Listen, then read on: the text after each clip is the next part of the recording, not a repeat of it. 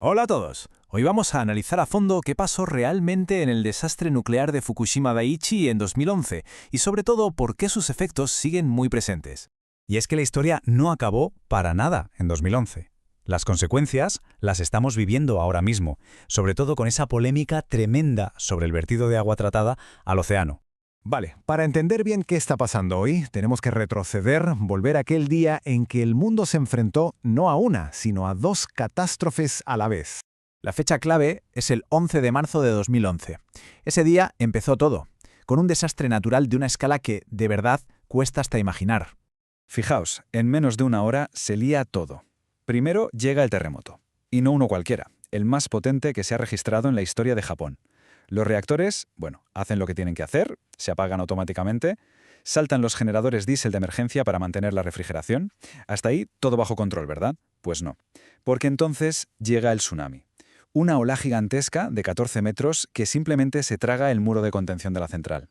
Ese fue el golpe de gracia.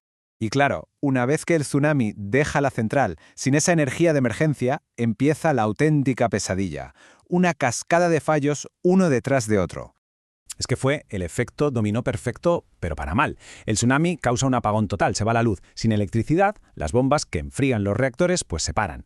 Y sin refrigeración, los núcleos de 3 de los reactores empiezan a calentarse sin control, hasta que se funden.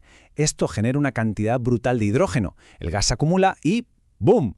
Explota reventando los edificios que contenían los reactores. Y aquí llegamos a una de las claves de todo este desastre. El propio Organismo Internacional de Energía Atómica lo dijo en su informe. En Japón existía la idea generalizada de que sus centrales eran tan seguras que un accidente así era sencillamente impensable. Y claro, cuando crees que algo es imposible, no te preparas para ello.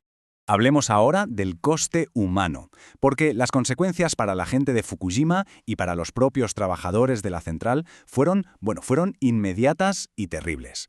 Mirad la cifra, 154.000 personas evacuadas. Estamos hablando de vaciar ciudades enteras en pocos días. Se creó una zona de exclusión de 20 kilómetros a la redonda porque los niveles de radiación eran altísimos y muy peligrosos.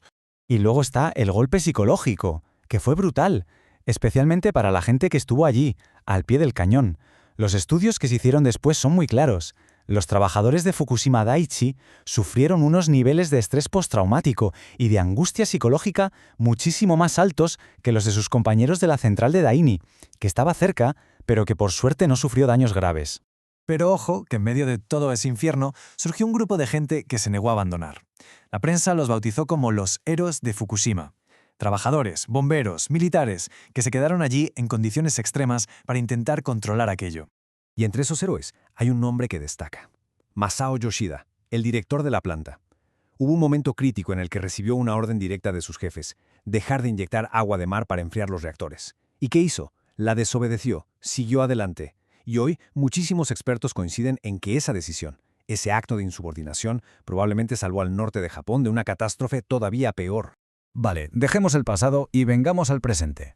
Porque la tarea de limpiar todo aquello es un trabajo de titanes que, a día de hoy, sigue en marcha. El problema más evidente, lo que se ve a simple vista, es esto. Un paisaje que parece de ciencia ficción cubierto por miles y miles de tanques gigantes. ¿Y qué hay dentro? Pues todo el agua que se ha ido usando sin parar para enfriar lo que queda de los reactores. Un agua que, claro, se contamina y que hay que almacenar en alguna parte. Para que nos hagamos una idea de la escala del problema, la tarea de retirar el combustible nuclear que se fundió es que apenas ha empezado. Hace muy poco consiguieron sacar una muestra minúscula, de menos de 1 gramo, y se calcula que quedan unas 880 toneladas ahí dentro.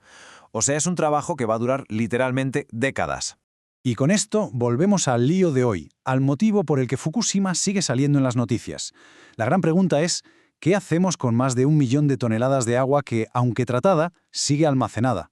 Y la respuesta que han dado es la más polémica: verterla al Pacífico. Y aquí, claro, hay dos bandos muy claros. Por un lado, el gobierno de Japón y el Organismo Internacional de Energía Atómica dicen: tranquilos, el agua está tratada, es segura, cumple los estándares y liberar tritio es una práctica normal en la industria. Pero, por otro lado, tienes a los pescadores de la zona, a grupos ecologistas, a países vecinos como China o Corea del Sur, que dicen ni hablar. Desconfían, piden más estudios y temen por el impacto en el mar y en la economía. Entonces, después de todo esto, ¿qué lecciones podemos sacar? ¿Qué nos ha enseñado Fukushima sobre la energía nuclear y sobre cómo gestionamos los riesgos? Mirad, el accidente se catalogó como nivel 7. Esa es la puntuación más alta posible en la escala internacional de sucesos nucleares, el máximo. Solo hay otro accidente en toda la historia con ese nivel, Chernóbil. Pero es súper interesante ver que las causas son totalmente distintas. Chernóbil fue un cúmulo de errores humanos y un diseño de reactor malísimo. Fukushima, en cambio, fue provocado por una catástrofe natural tan bestia que sobrepasó cualquier medida de seguridad imaginable. Y mientras todo esto pasa, la gente de la zona sigue en un proceso de recuperación que es lentísimo y muy, muy duro. Hay que descontaminar el suelo, que es una tarea brutal, reconstruir pueblos enteros, pero lo más difícil, sin duda, es curar las heridas psicológicas que dejó la evacuación y el miedo.